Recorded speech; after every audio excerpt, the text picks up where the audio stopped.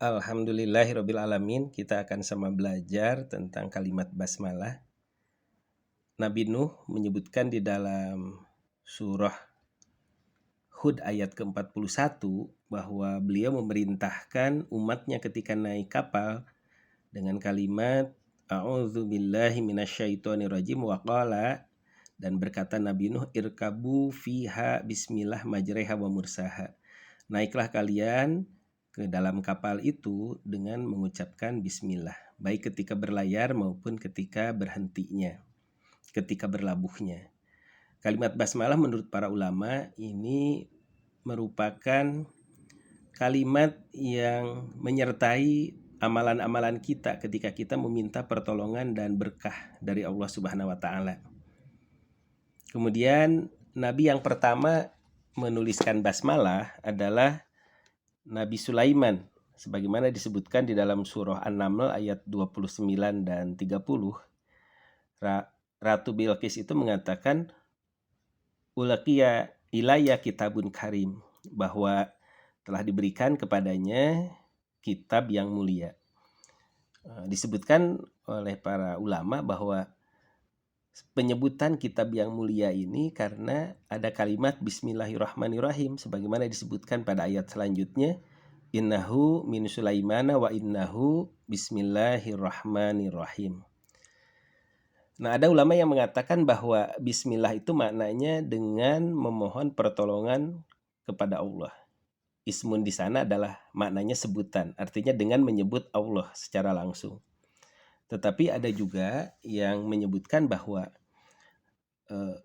itu tabaruk dengan namanya, mencari berkah dengan namanya. Bismillah dengan mengambil atau memohon pertolongan dan bertabaruk dengan nama Allah Subhanahu wa taala.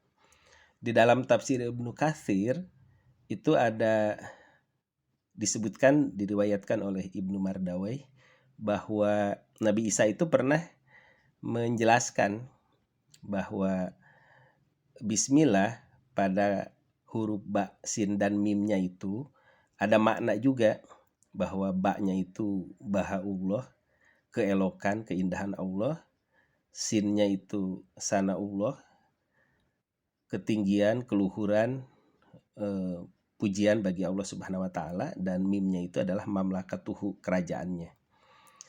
Nah, kita memohon pertolongan kepada Allah yang memiliki segala keindahan dan keindahannya yang tak terhingga sehingga kita tertarik untuk selalu mencintainya.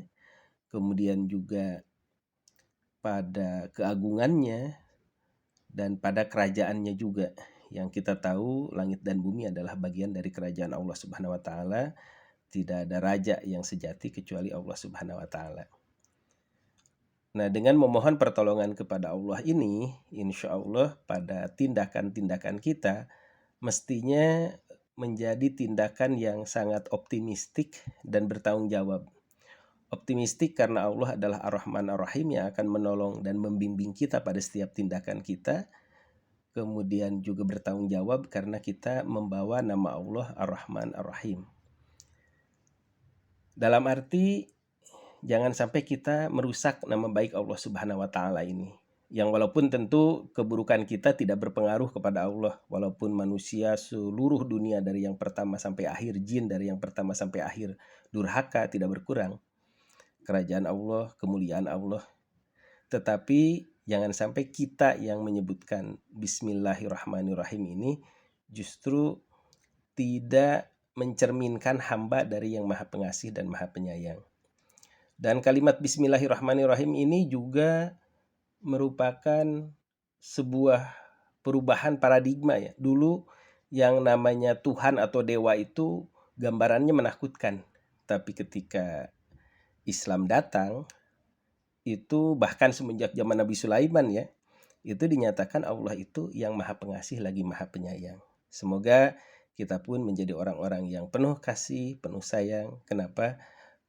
Wa ahsin kama ahsanallah ilaik. Kita harus berbuat baik sebagaimana Allah telah berbuat baik kepada kita, yang Rahman dan Rahimnya sangat kita rasakan, dan kita menjadi saksi betapa Allah Ar-Rahman Ar-Rahim kepada seluruh makhluk di dunia dan kepada mukminin di akhirat kelak. Demikian, alhamdulillahirabbil alamin.